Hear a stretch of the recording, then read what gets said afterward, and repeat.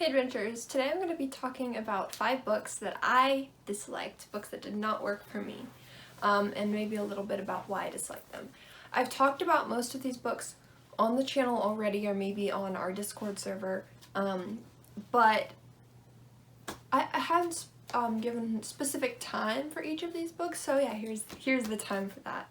I'm starting off with The Scorpio Races by Maggie Stiefvater. This is a book that's well loved. Maggie Stiefvater's works, to my understanding, are really well loved. I haven't read anything else besides The Scorpio Races.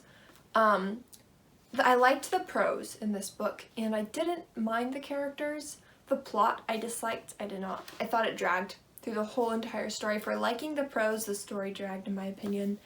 I was bored. I was not invested in the story.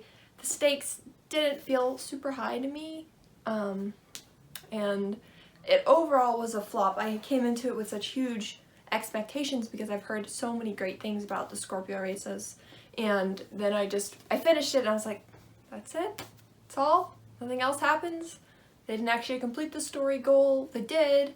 I mean, technically it works as a story. They gave us what we wanted, but not the way we expected it or the way we wanted it.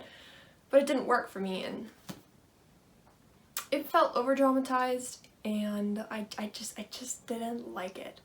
And I know that that's a very personal taste because I've heard more great things about this than bad things, and I don't know if I've talked to someone who hasn't loved it. So, definitely a personal choice for me, but that's book 1.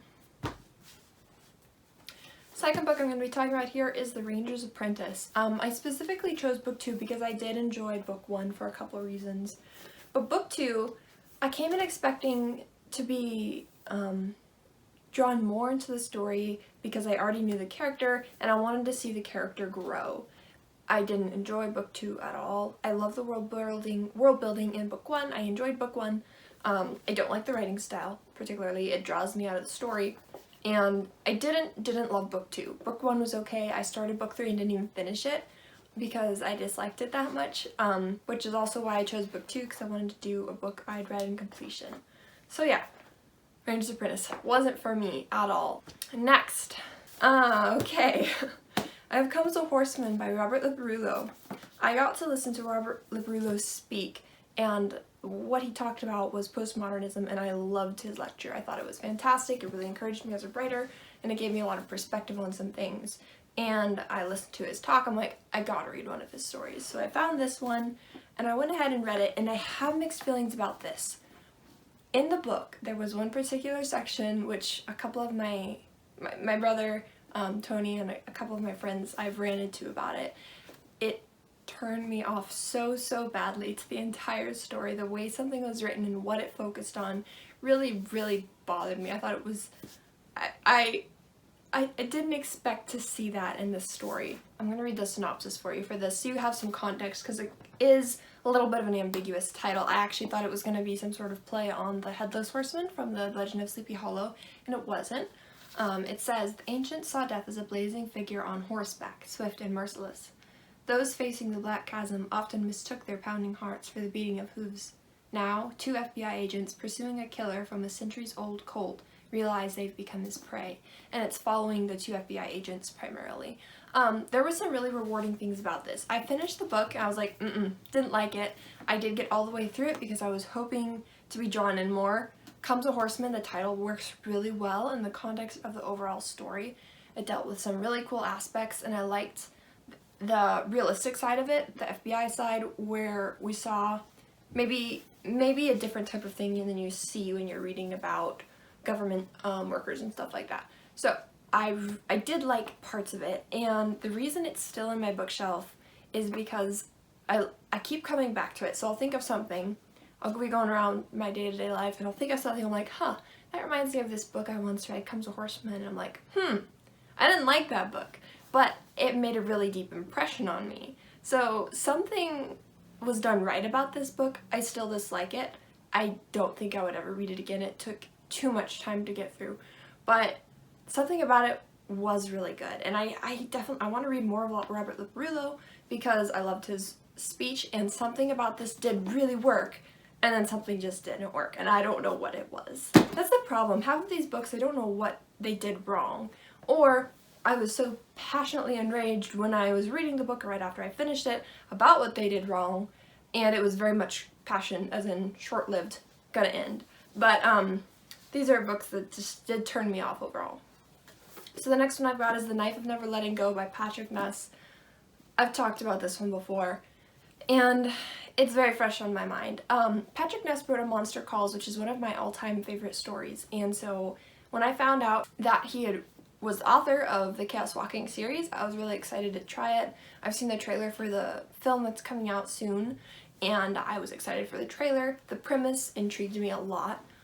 I picked up the book, and within the first couple pages I was really confused as to why words were being misspelled. I've seen more phonetic type of spelling and dialogue, and I don't mind it as much. It can be too much when an author, I can't think of the actual term it's used, but when someone has an accent and they write the words out as they're heard, as opposed to what the character's actually saying. It can be really challenging to get through that type of dialogue, and so that was one side, but it was more than just in the dialogue, it was in the prose itself, because it's supposed to be written by the main character, and so there was misspelled words, because the main character only had this much, he didn't know how to spell these words.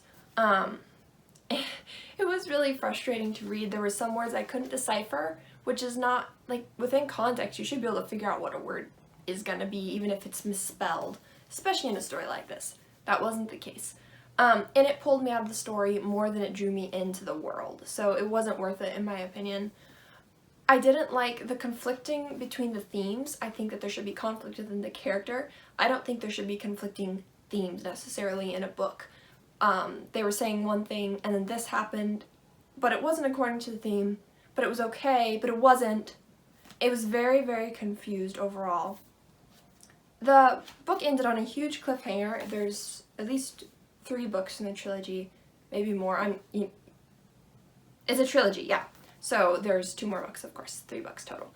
The next one's called The Ask and the Answer. I picked that one up at the library the other day because I wanted to see if I liked, someone recommended the audiobook to me and I thought I would give it a try because it did leave on a huge cliffhanger. There was some very important parts of the story that I wanted to have concluded in my mind. There was a lot of loose threads left.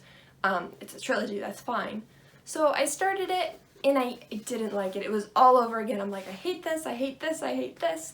I got like 45 minutes into the audiobook and I'm like, no, it's not worth my time to listen to something I dislike so much. I don't care about it that much. So that's it for the Chaos Walking series for me.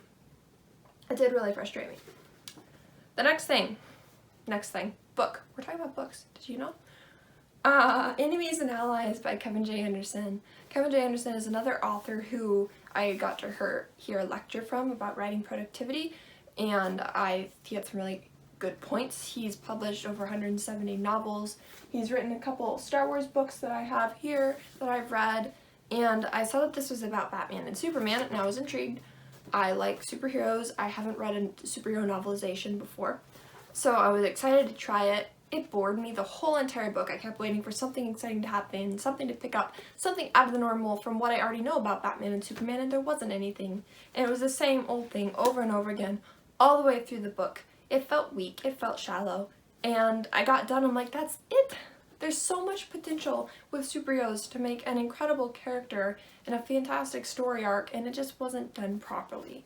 So I finished this thoroughly disappointed, and then I went and picked up some comics that I'm enjoying a lot more. But those are the 5 books that I disliked greatly. So, review, Scorpio Races, Comes a Horseman, Book 2 and Beyond of The Ranger's Apprentice, The Knife of Never Letting Go, and Enemies and Allies. 5 books that just didn't work for me. I'd love to hear your thoughts on these books in the comment section down below. Thanks for watching an Erudite adventure. Stay warm.